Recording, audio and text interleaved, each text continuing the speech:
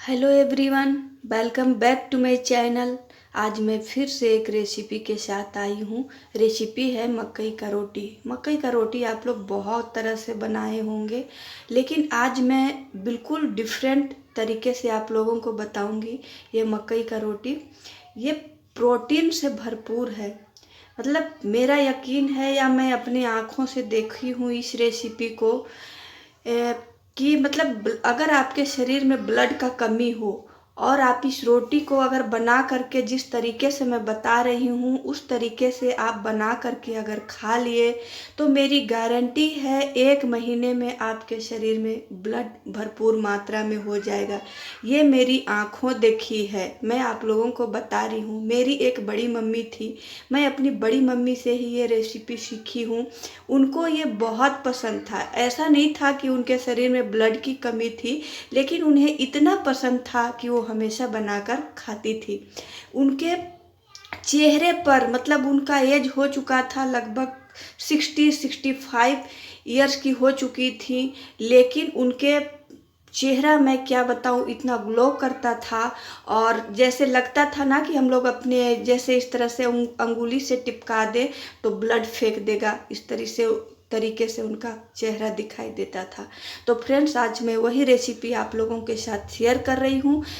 तो आप लोग मेरे तरीके से, जैसे मैं आप लोगों को बता रही हूँ उस तरीके से आप लोग इस रेसिपी को बना करके खाएं और इसका इंजॉय करें। और नेक्स्ट वीडियो जब मेरी आएगी तो उस वीडियो में आप लोग मुझे इसका एक्सपीरियंस ज़रूर बताइएगा कि आप लोग का रेसिपी कैसा बना, मक्के की रोटी कैसी बनी और मतलब कि कैसा लगा, ये भी आप लोग मुझे कमेंट्स में ज़रूर बताइएगा। तो चलिए शुरू करते हैं इस मज़ेदार सी रेसिपी को। तो इस रेसिपी को बनाने के लिए मैं ली हूँ ये मकई है। इसे मकई हमारे बहुत जगह में इसे मकई बोलते हैं, बहुत जगह में इसे भुट्टा भी बोलते हैं। तो ये कच्चा भुट्टा है जिसका मैंने छिलका उतार लिया है और छिलका उतारने के बाद मैं इसे अच्छे तरीके से धो ली हूँ। धोने के बाद मैंने इस तरह से काफ़ी टाइम लगेंगे, इसलिए मैं इसका दाना निकाल ली हूँ, छील ली हूँ इसे और इसे 2-3 बार अच्छे पानी से मैं धो ली हूँ। और ये मैं आप लोगों को दिखाने के लिए कि देखिए ये वाले भुट्टे हैं, इसके दाने इस तरह से जब इसे हम पानी में भिगो देंगे ना कुछ देर के लिए या ओवरनाइट के लिए, तो ये काफ़ी आसानी से इस तरीके से ये निकल जाएंगे। तो ये दिखाने के लिए अब मैं इसे क्या करूँगी कि सबसे पहले मैं इसे छील करके दाने इसे भी निकाल लूँगी। बाकी तो मैंने निकाल लिया है, इसे भी मैं निकाल लूँगी और धो ही लिया है मैंने अच्छे से, इसे मैं धो भी ली हूँ। अब मैं इसे जार में डाल करके और पीसूँगी। पीसना कैसे है, दरदरा पीसना है, बिल्कुल दरदरा, जैसे बहुत ज़्यादा दरदरा भी नहीं और बहुत ज़्यादा पतला भी नहीं, इस तरह की मतलब पीसना है हमें। इसके लिए मैं गुड़ ली हूँ। ये गुड़ है 100 ग्राम गुड़ है, जिसे मैं इसे छोटे छोटे टुकड़ों में तोड़ ली हूँ। फ्रेंड्स, और एक बात, जब भी इस रेसिपी को आप बनाएं या इस रोटी को आप बनाएं मक्के की रोटी में, तो मैं आप लोगों को सजेस्ट करूँगी कि आप लोग घी से ही बनाएं, क्योंकि मकई है बहुत हेल्दी चीज़ होता है मकई। उसके साथ गुड़ है, आप लोगों को बहुत लोगों को पता भी होगा कि गुड़ से भी ब्लड होता है शरीर में। तो ये 2 चीज़ हुए जो हमारे लिए बहुत हेल्दी हुए। तो उससे हम उसको बनाने के लिए हम रिफाइन क्यों डालें या ऑयल क्यों डालें, उसके लिए हम घी ही डालें। घी से क्या होगा कि इसका टेस्ट भी बहुत ज़्यादा बढ़ जाएगा और हेल्दी भी होगा। तो इसे बनाने के लिए ये 1 केजी मकई है, 100 ग्राम गुड़ है और ये 50 ग्राम घी है। तो चलिए इसे हम पीसते हैं और पीसने के बाद आप लोगों को हम दिखाते हैं, मिलते हैं फिर हम। फ्रेंड्स, आप देख सकते हैं ये पीस कर बिल्कुल तैयार हो चुका है। तो आप लोग देख सकते हैं अच्छे से कि इसे पीसना किस तरह से है। इस तरीके से हमें पीसना है।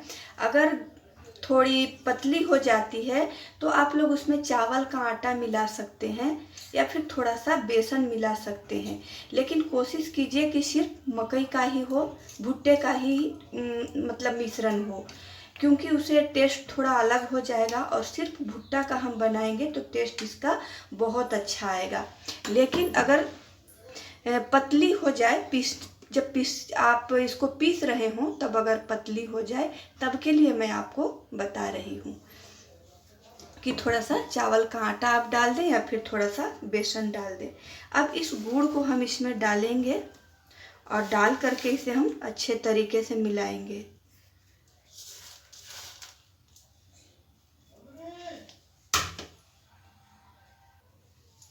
फ्रेंड्स, आप देख सकते हैं इसमें मैं गुड़ अच्छे तरीके से मिला ली हूँ।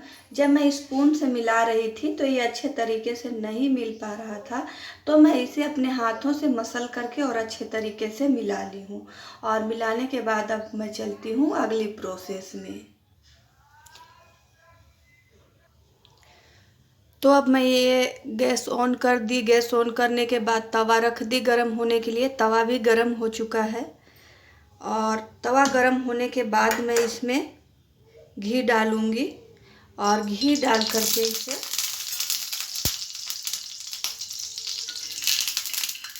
बिल्कुल इसे चिकना कर लेना है तवा को। फ्रेंड्स, अगर आपके पास नॉन स्टिक तवा है तो आपको कोई प्रॉब्लम नहीं आएगी, बट अगर इस तरह के तवे हैं जिसमें आप आटा रोटी भी बनाते हैं तो थोड़ा प्रॉब्लम आ सकता है।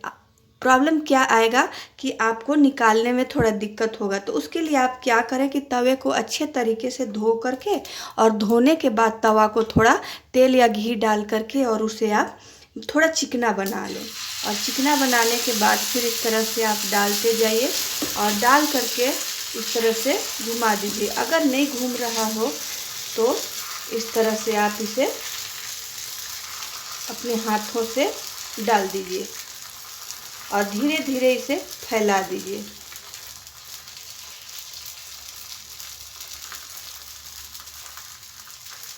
इस तरह से अगर आप लोग से हाथ से करने में थोड़ा प्रॉब्लम आ रहा होगा तो आप लोग रिस्क मत लीजिए, क्योंकि हाथ जल भी सकता है। मेरा तो एक्सपीरियंस है इसलिए मैं कर लेती हूँ। अगर आप लोग से ना हो पाए तो आप लोग किसी चमचे से कीजिए। बड़ा वाला चमचा अगर आपके पास है चमचा ले लीजिए। अगर आपके पास कलछुल है तो वो ले लीजिए और उसी से आप इस तरह से फैला दीजिए। और फैलाने के बाद इसे बिल्कुल लो फ्लेम पे इसे पकने देना है। एक बार मैं गैस की फ्लेम भी आप लोगों को दिखा देना चाहती हूँ। आप लोग देख लीजिए कि कितने फ्लेम पर इसे पकाना है। आप लोग देख सकते हैं बिल्कुल मीडियम में, बिल्कुल लो है, मीडियम नहीं बिल्कुल लो फ्लेम पे मैं इसे पका रही हूँ। क्योंकि ये थोड़ा मोटा होता है तो इसे पकने में थोड़ा टाइम लगता है। और इसे अगर हम ज़्यादा हाई फ्लेम पर अगर पका देंगे तो ये ऊपर से जल जाएगा और नीचे ये कच्चा ही रह जाएगा। तो इसलिए इसे हमें लो फ्लेम पे पकाना है और धीरे धीरे पकाना है, बहुत मेहनत से बनाना है। तो इस बात का आप लोग ध्यान रखिएगा कि किस तरह से हमें बनाना है। मैं तो क्या करती हूँ, डाल दी और डालने के बाद फ्लेम लो है ही, मैं इसे ढक देती हूँ और ढकने के बाद में मैं दूसरी काम भी अपना करती रहती हूँ। जब ये पक जाएगा तो आपका ये कलर देखिए कि अंदर से अगर ये सीख जाएगा, पक जाएगा तो इसका कलर इस तरह का हो जाएगा। और होने के बाद हम धीरे से इसे इस तरह से कमटी से पलट देंगे और पलट करके फिर से इसे हम धीरे धीरे 2 से 3 मिनट या फिर 5 मिनट के लिए पकाएंगे। और फ्लेम इसका देखिए फ्लेम लो ही है, अभी लो ही फ्लेम में इसे बनाना है, धीरे धीरे बनाना है।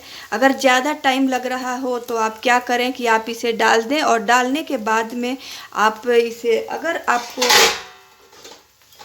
प्रॉब्लम हो रहा हो तो आप इस तरह से इसे ढक के भी पका सकते हैं। ढकने के बाद आप अपनी दूसरी काम करते रहिए और फिर थोड़ी देर में आकर के ढक्कन हटाइए और आप इसे पलट दीजिए। इस तरह से आप धीरे धीरे इसे पकाइए। अब आप देख सकते हैं ये दोनों तरफ से पक कर के बिल्कुल तैयार हो चुका है। और अब हम इसे रखेंगे, निकाल लेंगे और निकालने के बाद फिर से हम तवे पे घी डालेंगे।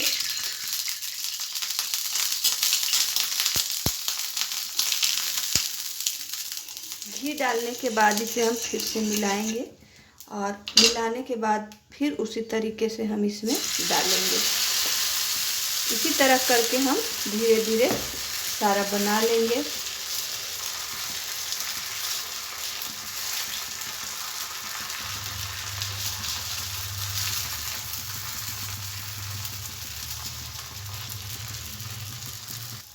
जब हम इसे अच्छे तरीके से फैला लेंगे तो अगर आप चाह रहे हो कि ये जल्दी पके तो उसके लिए आप इसे ढक्कन लगा सकते हैं। आप इसे ढक्कन लगा दीजिए, लो फ्लेम पर इसे छोड़ दीजिए और धीरे धीरे इसे आप पकने दीजिए।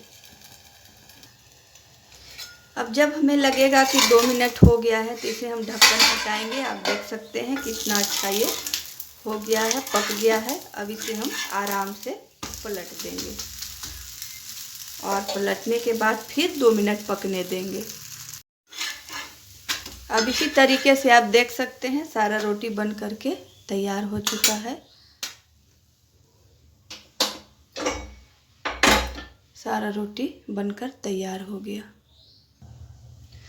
और इसके साथ सर्व करने के लिए आप देख सकते हैं कि ये केसर वाली रबड़ी हम बना करके तैयार किए हैं, तो इसी के साथ हम सर्व करेंगे।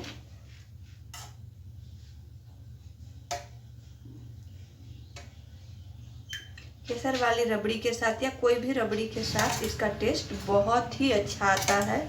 जैसे ये तो स्वादिष्ट होता ही है, अच्छा ही होता है, लेकिन इसके साथ इसका बहुत ही अच्छा टेस्ट आता है।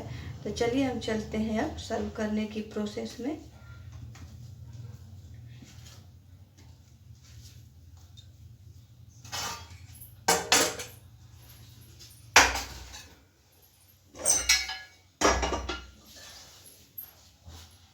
आप देख सकते हैं कितना अच्छा बन करके ये तैयार हो चुका है।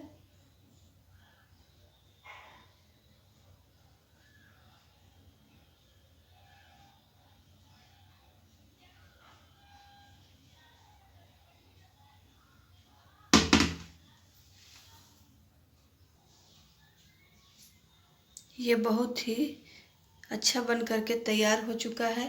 तो इसी तरह आप भी बनाइए और वीडियो पसंद आए तो वीडियो को लाइक ज़रूर कीजिएगा और मेरे अगर चैनल पे न्यू आए हैं तो चैनल को सब्सक्राइब ज़रूर कीजिएगा इसी तरह नई नई रेसिपीज़ की वीडियो देखने के लिए। और मिलेंगे फिर हम नेक्स्ट वीडियो में।